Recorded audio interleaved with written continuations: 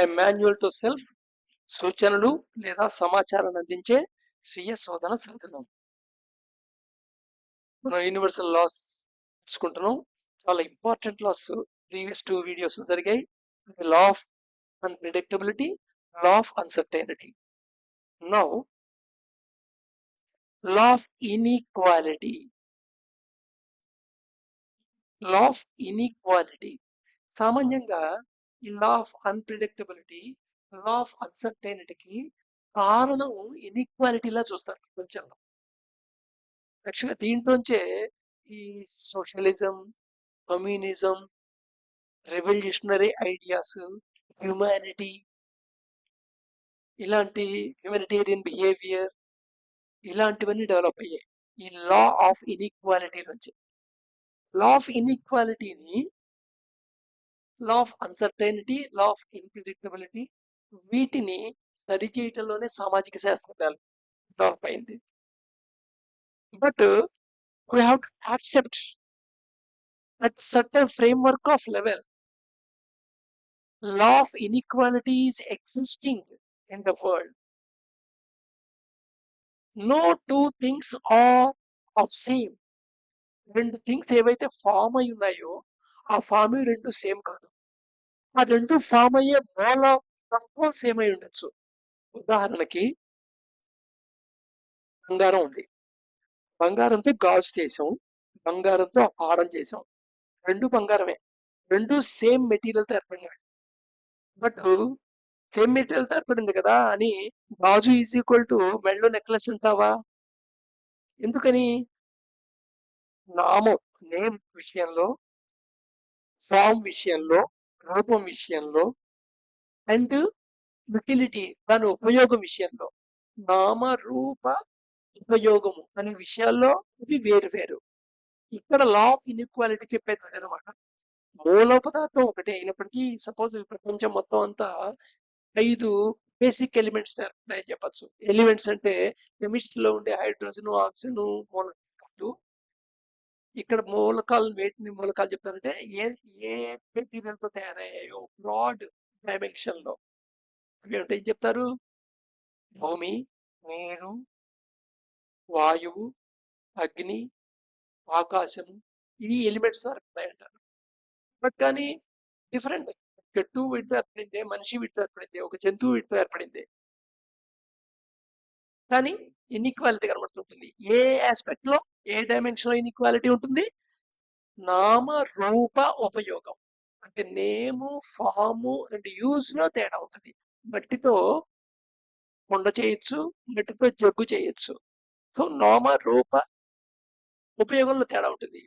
మట్టితో ఒక పూల కుండి చేయొచ్చు, అదే మట్టితో ఒక చేయొచ్చు. కొండ నీళ్ళకి వాడతాం, నీళ్లు దాచుకోవడానికి, నీళ్లు స్టోర్ చేసుకోవడానికి. కొండ మొక్కలు పెంచడానికి వాడతాం.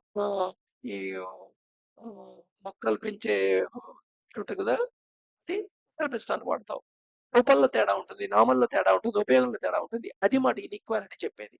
ఇన్ఈక్వాలిటీని యాక్సెప్ట్ చేయాలి, ఎక్నాలైజ్ చేయాలి. ఇన్ఈక్వాలిటీని గ్రేడింగ్ చేయకూడదు.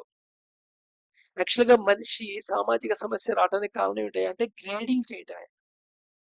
ప్రపంచంలో ఇన్ఈక్వాలిటీ ఉంది. ఇన్ఈక్వాలిటీ ఇన్ టర్మ్స్ ఆఫ్ నామ రూప ఉపయోగ. ఇప్పుడు తెలివైన వాడు ఉన్నాడు, బలవంతుడు ఉన్నాడు. తెలియని వాడికి బలం ఉండకపోవచ్చు, వాడిని ఎత్తుకుని తీసుకెళ్తే ఓడిపోతాడు. తెలివైన వాడు వాడికి విజ్ఞానంతో ఏదో ఒక ఉపయోగకరమైన వస్తువు తయారు చేస్తాడు, బలమైన వాడు ఆ ఉపయోగకరమైన వస్తువుని తయారు చేయాలి.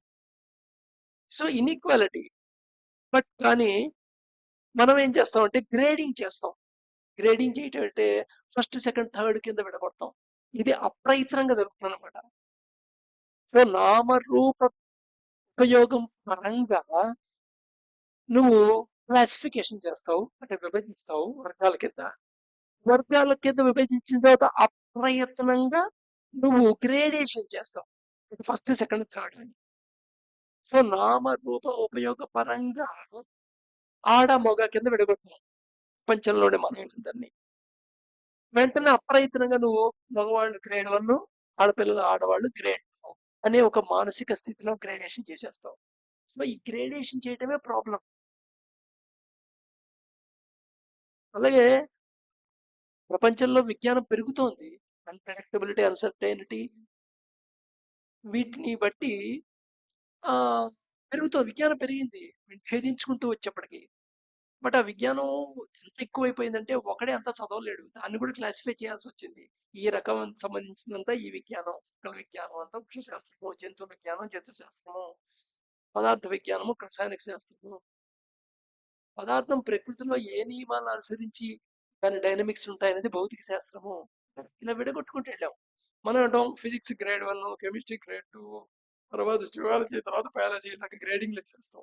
అందుకు నువ్వు ఎంపీసీ చదివేవాడు గొప్పవాడు కిందను, బైపీసీ చదివేవాడు అంతకంటే తక్కువ ఇంటెలిజెంట్ కింద కనుకుంటాడు నీకు. వచ్చేసి చదివేవాడు అసలు ఇంటెలిజెంట్ కనబడ్డాడు. It is not like that. Inequality అనేది యాక్సెప్ట్ చేయాల్సిన విషయం. బట్ అది నామరూప ఉపయోగంకే సంబంధించిందే తప్ప మూల పదార్థంగా కాదు. మూలంగా సేమే. మానవులుగా అని చెప్పినప్పుడు అందరు మానవులు సమానమే. అందుకని ఇక్కడ ఈ లా ఆఫ్ ఇన్ఈక్వాలిటీ దానికి కాన్సిక్వెంట్ గా సైకలాజికల్ గా వచ్చిన గ్రేడియేషన్ సమస్యలు అర్థం చేసుకోవాలన్నమాట. So no two things are of same on comparison depending upon the side you biased what will be there. So సామాన్యంగా ఎప్పుడైతే రెండు సేమ్ కానీ ఉన్నాయో అక్కడ నువ్వు రెండింటిని కంపేర్ చేసుకొని మానసికంగా ఒక సైడ్ బయాస్ అయిపోతావు, ఒకవైపు పార్టీలో చేరిపోతావు. సో నీ థాట్ దాని కోరుగానే అంతర్గతంగానే నీది పరిభ్రమిస్తూ ఉంటుంది. దానివల్ల నీకు డిస్క్రిమినేటరీ నేచర్ వచ్చేస్తుంది. ఇన్ఈక్వాలిటీని డిస్క్రిమినేట్ చెయ్యి కానీ డిస్క్రిమినేటరీ నీ యొక్క లక్షణం.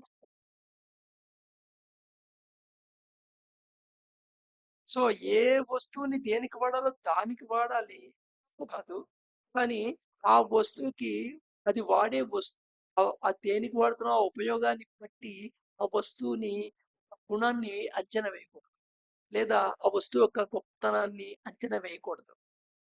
ఎడం చెయ్యి కుడి చెయ్యిలో నువ్వు కుడి చేతితో అన్నం తింటుంటావు, ఎడం చేత్తో ఏమో క్లీనింగ్ వాడుతుంటావు టాయిలెట్ అయిన తర్వాత. ఈ రెండు నువ్వు అలవాటు చేసిన పనులే. కుడి ఎడమ అనగానే కుడికి ఫస్ట్ ప్రైజ్, ఎడమకి సెకండ్ ప్రైజ్ అనేది మైండ్ లో ఉంటుంది గ్రేడేషన్. సో ఇదేమిటి ఇన్ఈక్వాలిటీ, లా ఆఫ్ ఇన్ఈక్వాలిటీ అర్థం చేసుకోలేకపోవటం అనమాట. ఎప్పుడైతే నువ్వు బయాస్ అయిపోతావో నీ థాట్స్ కూడా అలాగే ఉంటాయి. ఇక్కడ నుండే నీకు good bad, correct wrong, appropriate inappropriate ఇలాంటి ఫ్రేమ్వర్క్లు ఫామ్ అవుతాయి. సో ఈ లాస్ అన్ని చాలా ఇంపార్టెంట్ అనమాట. Of unpredictability, law of uncertainty, law of inequality. So ఈ లాస్ ని కరెక్ట్ గా అర్థం చేసుకుంటే almost all suffering free life నువ్వు లీడ్ చేయగలుగుతావు. అదర్వైజ్ బయాస్డ్ లైఫ్ లీడ్ చేస్తావు. బయాస్డ్ లైఫ్ ఎప్పుడు నీకు నష్టమే చేకూరుస్తుంటుంది. Thank you. రేపు ఇంకో లా చూద్దాం.